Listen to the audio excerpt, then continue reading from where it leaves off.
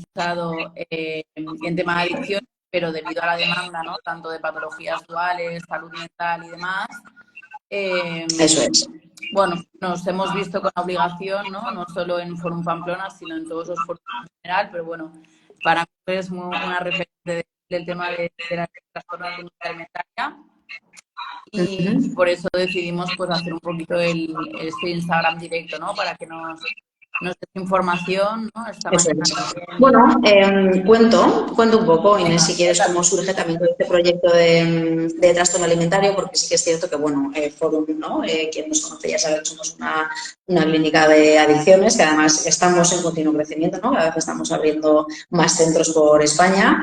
Y fui pionera en esto del trastorno alimentario dentro de Forum precisamente por la alta demanda que había dentro del mundo de las adicciones, porque yo no sé si esto la gente lo sabe mucho, pero sí que es cierto que hay muchos perfiles muy similares dentro de las adicciones y de los trastornos alimentarios, ¿no? O sea, hay ciertos patrones de personalidad que son bastante similares. Ahí está ese punto, pues, es una enfermedad muy obsesiva, ¿no? Son como pacientes de darle muchas vueltas a las cosas, de comerse mucho la cabeza. Hay un punto también muy impulsivo, ¿no? Está como esta parte de obsesiones y compulsiones, cada uno con temas distintos, pero bueno, sí que hay un patrón que corresponde a todo eso, ¿no? Entonces, desde la necesidad, ¿no? De atender también a personas que parecía que iban teniendo síntomas que tenían que ver con los trastornos de alimentación, pues decido formarme también en trastornos alimentarios. Y al final lo que nos estamos encontrando es precisamente eso, ¿no? Que está creciendo tanto el volumen de trastorno alimentario que parece ser que Forum está ampliando el foco ya no solamente al mundo de las adicciones, sino también a los trastornos de la conducta alimentaria.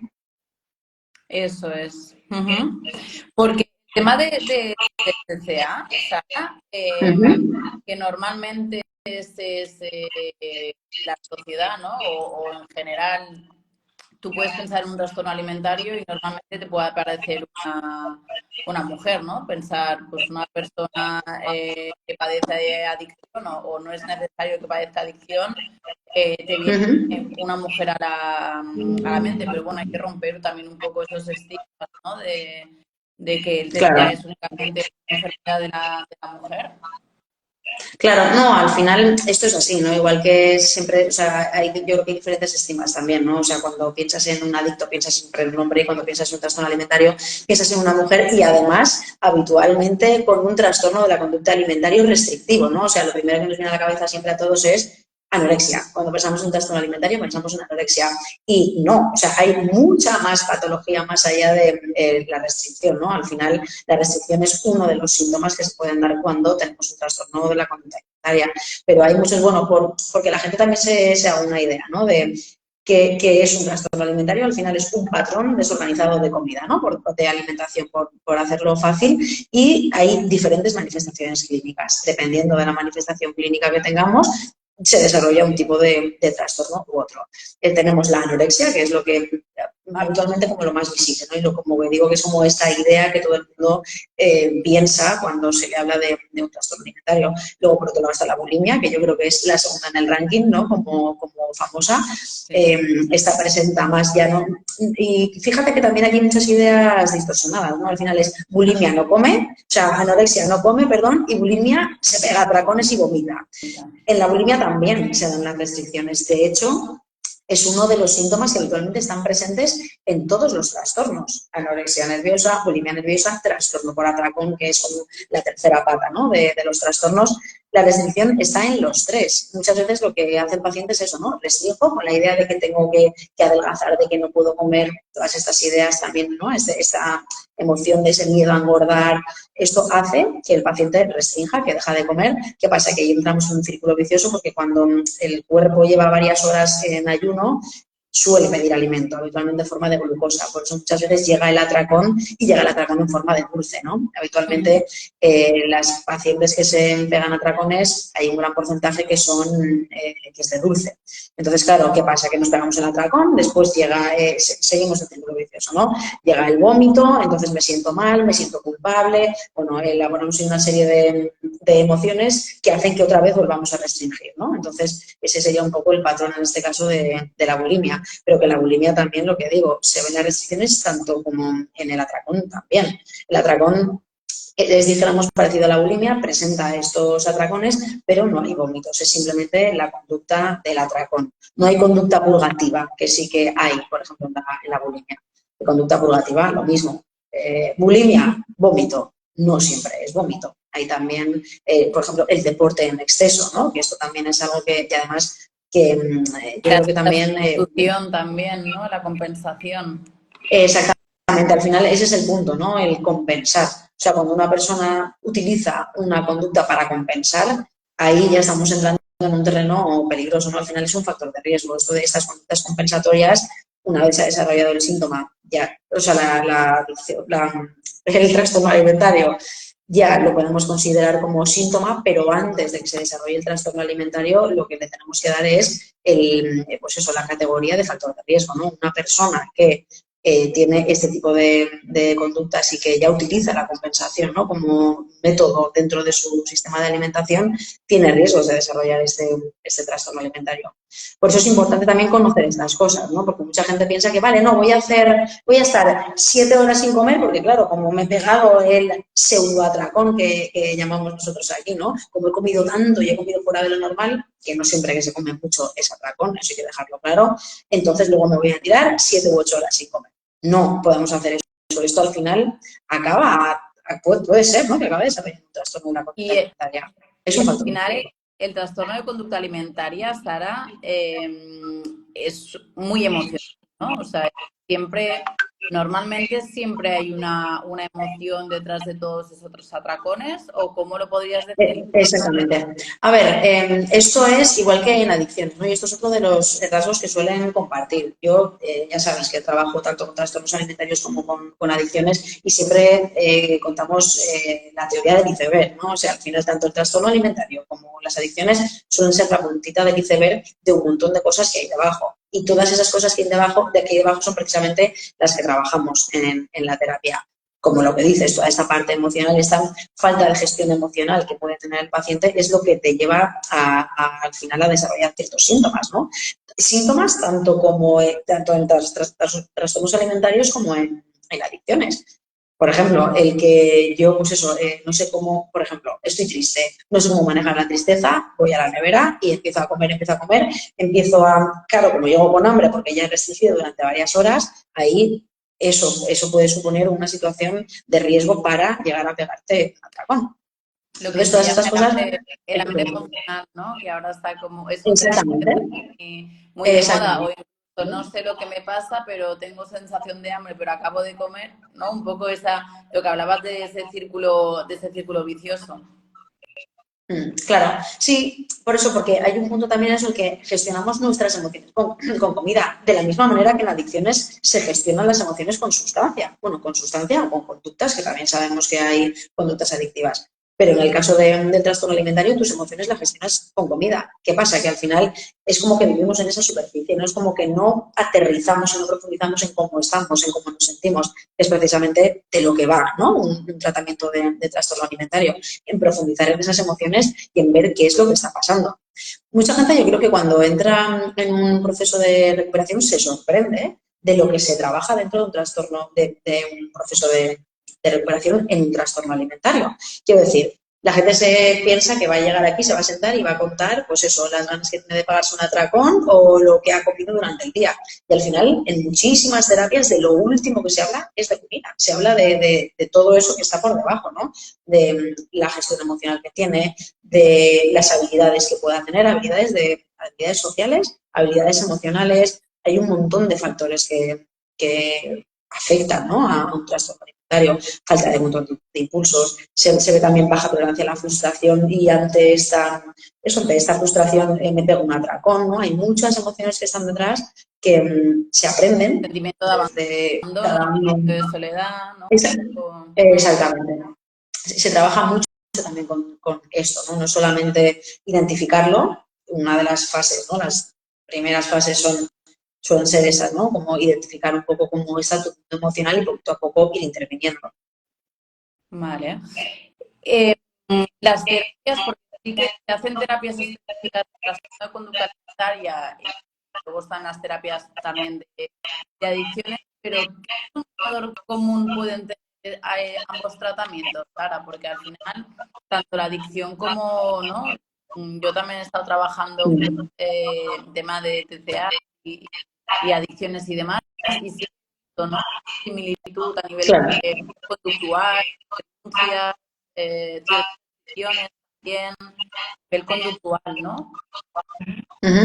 A ver, aquí hay una parte, y esto sí que los tratamientos son similares. O sea, quiero decir, aquí al final la base, como nosotras entendemos aquí en la consulta, por ejemplo, de cuando donde estamos nosotras, entendemos el tratamiento muy parecido. O sea, es tratamiento que mucha gente lo habrá escuchado, ¿no? El cognitivo-conductual, por un lado, pautas, y hay pautas tanto en adicciones como en trastornos alimentarios. Evidentemente, cada uno tiene pautas diferentes, pero al final hay una base de pautas, de ciertas conductas que el paciente se tiene que comprometer a hacer o a no hacer, ¿no? Dependiendo un poco de la pauta que sea. Y luego está la otra parte cognitiva, que se llama, ¿no? Cognitiva o más emocional, más de conocimiento personal, ¿no? Que yo creo que ahí es lo que hablamos. Si hay rasgos que son denominador común en ambos trastornos, sí que el tratamiento pues es similar, ¿no? Si al final hay esas emociones de baja tolerancia a la frustración, de ese miedo al abandono, toda esta serie de emociones, ¿no? De rasgos de los que estamos hablando, el tratamiento es similar, ¿no? Al final es terapia de grupo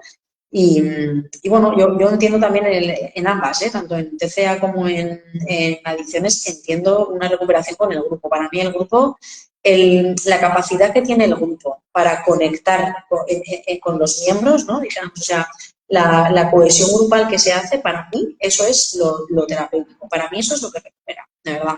El estar con personas, ¿no? Que ya han pasado por donde tú has estado, que te ayudan, que te apoyan, que al final te comprenden, ¿no? Porque muchas veces lo que ambos perfiles de pacientes, tanto de una patología como de otra, muchas veces lo que pasa es que no se sienten comprendidos, ¿no?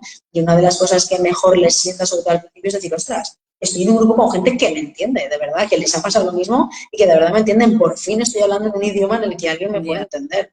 Y yo creo que es algo clave en los dos tratamientos. Sí, totalmente. Una de las preguntas que nos han hecho estos días, Sara, que sí que es algo que me ha llamado la atención, pero que también me parece un tema bastante importante porque veo que está muy a la orden del día, es que nos ha escrito una madre diciendo que está preocupada por su hija, que no sabe lo que pasa porque no tiene ningún diagnóstico como tal, pero empieza a ver conducta.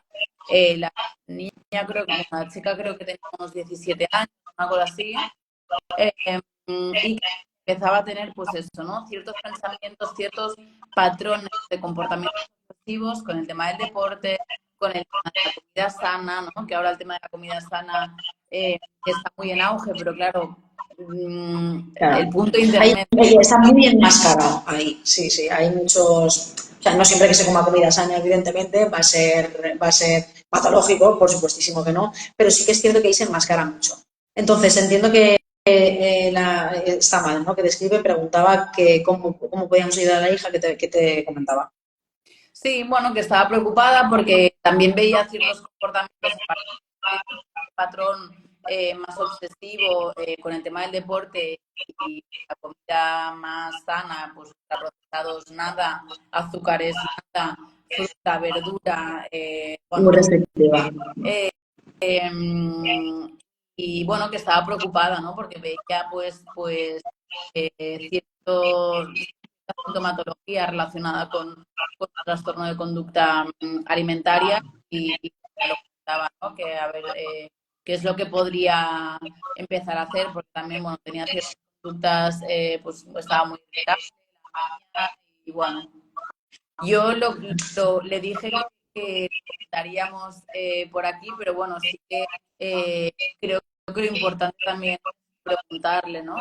A su hija, ¿cómo está? Claro, a ver, yo sí creo, a ver, lo que hablamos de lo que justo lo que estábamos diciendo, ¿no? De esto de cómo te sientes en la terapia y cómo te puede ayudar la terapia. Yo creo que un espacio donde tú te sientas segura, ¿no? Y te sientas comprendida, creo que puede ayudar mucho. Y el primer escenario en el que muchas veces los pacientes no se sienten comprendidos es en casa. Entonces, ¿qué le podría decir yo a esta madre? Pues que primero eso, que intentara comunicarse con su hija, intentara ver qué es lo que le está pasando.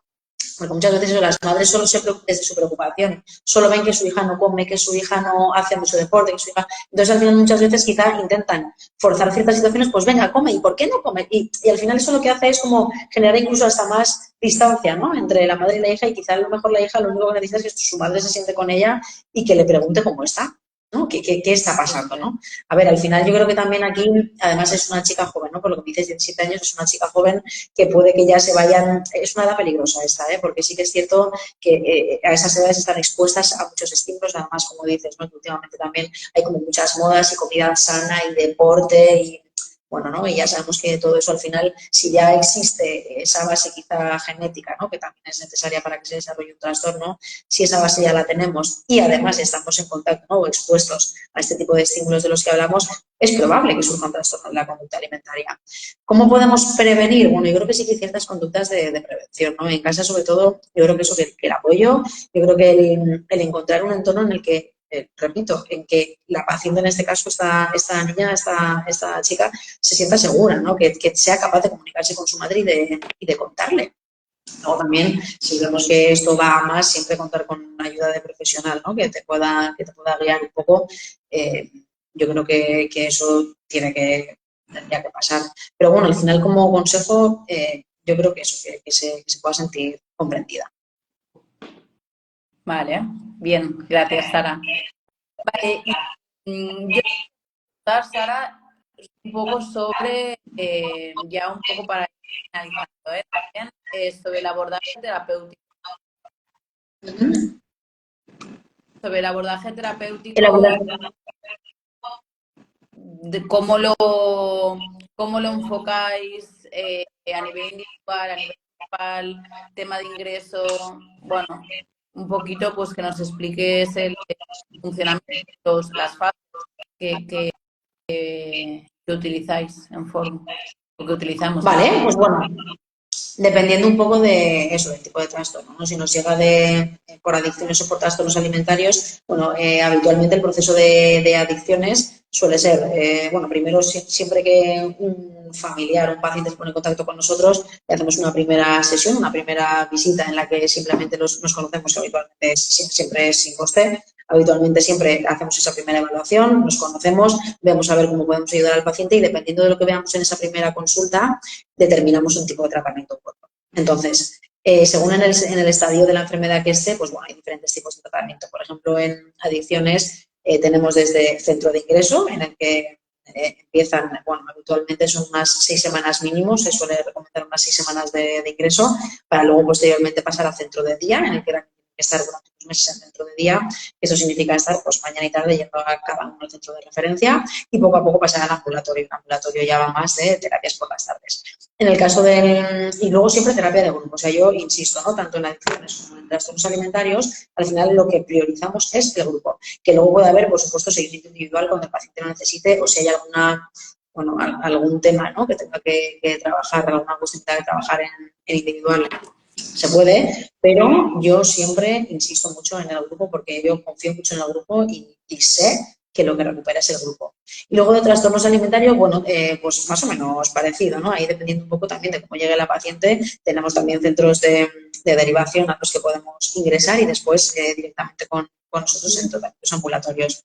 Tenemos también terapias online, que bueno, esto es algo también, es un proyecto, ¿no? Que ha surgido pues en base de la demanda que hemos ido teniendo, ¿no? Muchos de los centros, por ejemplo, que han estado dedicados a adicciones, me han derivado, en este caso a mi paciente, que soy la que lleva todo el tema de los trastornos alimentarios, y hay grupos online precisamente para esto, ¿no? Para abordar a todas aquellas pacientes, a todos aquellos pacientes que necesitan también ese seguimiento para su trastorno alimentario y que muchas veces, pues bueno, teniendo la herramienta de online también es algo que les ayuda, ¿no? Saber que tienen ahí ese grupo, ¿no? Que hablamos de referencia y de ayuda en el que se puedan sentir comprendidos, yo creo que es imprescindible. Haces mucho hincapié, Sara, y bueno, yo trabajo de la misma manera parecida a la tuya, y al final el tratamiento que llevas en Fort Montau es la misma metodología en todos los centros, ¿no? Y hacemos mucho hincapié en la importancia de un grupo de referencia, pero me he encontrado muchas veces en informativos o gente que me suele preguntar si tanto para trastorno de conducta alimentaria o incluso para adicciones, un grupo, más que grupo de referencia, puede ser estas influencias, ¿no? Esta tendencia, ostras, ahora veo que esta chica, por ejemplo, ¿no? Hablando de temas de TCA, hace este tipo de conducta, pues, ¿no? Un poco ese efecto dominó o ese contagio. Entonces, realmente, ¿no? Que lo que decías, que confías que recupera y demás, basándonos en nuestra experiencia, ¿qué podías decir? Claro, por lo que estoy entendiendo, ¿no? Es que te he oído, se entrecorta algo, Inés, pero bueno, por lo que te he entendido, como es el miedo del paciente al contagio de síntomas, ¿no? Eso es. Eso es, sí. A ver, ese es un miedo súper habitual, ¿eh? Porque, no, claro, yo voy a ir ahí y, claro, a mí que me va a contar aquella sus penas cuando yo ya tengo las mías propias o incluso me da ideas, vamos a ver, eso es algo que está súper controlado en los espacios terapéuticos. O sea, quiero decir, al final siempre el grupo es desde la ayuda y desde cada uno está contando su historia. Sí que es cierto que el que entra nuevo habitualmente siempre necesita más espacio y tiene más demanda, ¿no? Es verdad que un paciente, imagínate que una paciente que lleva ya 2 años no va a entrar con la misma demanda que alguien que acaba de empezar, ¿no? Que está en un estadio mucho más primitivo, dijéramos, ¿no? de la enfermedad y que tiene todavía muchas cosas por pulir. Entonces, claro, la persona que lleva 2 años ya tiene más herramientas y más resistencias a la enfermedad. La que acaba de entrar, claro, necesita ayuda y entonces ahí, por ejemplo, imagínate que está de 2 años, no está tampoco en la fase que está la que acaba de entrar, ¿no? Entonces, bueno, esto es un poco algo que el grupo es que al final va sanando. Yo sé que ese es un miedo súper potente, ¿no? De los que empiezan en recuperación. Pero fíjate que yo creo que eso también va un poco más allá, ¿no? No solamente el miedo al contagio de síntomas, yo creo que es el miedo al grupo en general. La gente le tiene miedo a los grupos y la gente le tiene miedo a abrirse y a contar y a ser juzgado y a que no le entiendan. Yo creo que Y a sentirse ahí es donde está vulnerable, el verdadero trabajo. a sentirse vulnerable también delante de... Exactamente. Entonces, muchas veces es como que no, yo individual, solo tú y yo. Bueno, tú si quieres, hacemos individuales lo que tú necesites, pero esta barrera que tienes a la hora de meterte en un grupo de terapia, lo tienes que superar, porque seguramente si está esa barrera para meterte en un grupo de terapia, lo más probable es que tengamos una barrera también fuera, en la vida real. Seguro que también tenemos ciertas barreras a la hora de relacionarnos con grupos, ¿no? Que lo que digo, que son miedos que se pueden enmascarar en no, me voy a contagiar, pero al final yo creo que esto va mucho más allá. Eso es. Bueno, pues creemos, ¿no? En las terapias de grupo y de hecho muchas veces, ¿no? Se acaba cumpliendo, ¿no? Quizás las terapias individuales o, bueno, igual lo del tema del grupo me viene bueno, también cada paciente necesita su tiempo, Pues, bueno, totalmente. lo que hablamos siempre, ¿no? Este tratamiento es totalmente personalizado e individualizado y cada persona, bueno, pues necesita su tiempo y necesita su proceso. Entonces, bueno, hay que respetar también las necesidades de cada uno. Claro, exactamente, no, eso siempre, ¿eh? Y además, tanto en el grupo como en el individual. Quiero decir, muchas chicas que, por ejemplo, ¿no? Del grupo que llevo yo, que entran al grupo, entran y no están para abrirse desde el primer momento, ¿no? Hay muchos perfiles, pues te digo que hay personas que tienen más resistencia que otras y de eso se trata, de darle a cada paciente lo que necesite, de comprender a cada paciente, ¿no? Si hay un paciente que todavía no está para grupo, no está para grupo y se empieza a abordar el individual, pero sí que es cierto que bueno, que tiene que trabajar muchas cosas, que a lo mejor empezamos en individual y poco a poco, oye, yo tengo muchas pacientes que hemos empezado en individual y cuando se han metido al grupo después de mucho tiempo, todas me lo han agradecido. Todos los pacientes a los que yo he metido en un grupo me agradecen porque al final lo que se siente y lo que se vive en un grupo, yo creo que hasta que no estás dentro de ese grupo y te transmite el grupo de habla y te llega al grupo, no lo sabes. Totalmente, totalmente. Muy bien, pues para ir finalizando un poquito, algún mensaje de concienciación, de prevención, tanto de tema de TCA como de adicciones, que nos podrías aconsejar como experta. Bueno, yo creo, a ver, nos han dejado un comentario por aquí, estoy viendo. Positivo la terapia de grupo es identificar Muy parecido. Sí, eso es, que sienten muy parecido a lo que siente uno y eso es un alivio, exactamente. Lo que hablábamos, sí, el sentirte comprendido, ¿no? Lo que estábamos diciendo, o sea, el poder conectar con alguien que ha sentido lo mismo que estás sintiendo tú, no te hace sentirte un bicho raro, ¿no? Porque personas que lidian con estos trastornos durante toda su vida se sienten bichos raros, porque no todo el mundo transmite lo que le pasa, entonces nadie tiene tampoco la opción, ¿no?, de compartir, porque yo he tenido pacientes que me dicen, es que es la primera vez que hablo en voz alta de esto. Y tú imagínate lo que es eso, ¿no? Imagínate esa lacra que ha llevado esta persona durante toda su vida, que jamás ha podido verbalizar que se pega a tracones, ¿no? Bueno, Esto y al es final muchas veces complicado. el tema de las terapias de grupo o incluso de pedir ayuda también es complicado porque se hace realidad, ¿no? O sea, tú lo puedes ir trampeando o no queriendo ver la realidad, pero en el momento en el que lo exteriorizas y lo verbalizas se hace real, ¿no? Exactamente, eso, y empiezas a identificar, ¿no? Porque muchas veces es eso, lo vas callando, lo vas ocultando, lo vas minimizando, vas normalizando cosas que me pasan, ¿no? Mira, por ejemplo, nos estaba diciendo también otra chica, aunque no me pegue a atracones, el no comer cuando siento ansiedad es un trastorno alimenticio. A ver, esto es lo que hablamos muchas veces de normalizar ciertas conductas. Por tener una conducta que pueda ser síntoma de trastorno alimentario, no significa que tengamos un trastorno alimentario, ¿vale? Pero sí que es cierto que es un factor de riesgo para desarrollar un trastorno alimentario. Esto es lo que hablamos. A ver, tienen que haber varias teclas para al final acabar desarrollando un trastorno alimentario. El hecho de restringir, ¿no? Por lo que estoy entendiendo, de restringir cuando estás ansiosa o pegarte un atracón cuando estás ansiosa, al final es manejar tus emociones con comida. Y eso es peligroso, eso sí que puede ser pues eso, un factor de riesgo que te pueda llevar a desarrollar algún tipo de trastorno alimentario. Pero no significa que solamente porque te pase eso, habría que hacer ahí una evaluación, ¿no?, un poco más profunda sobre qué es lo que está pasando. Bueno,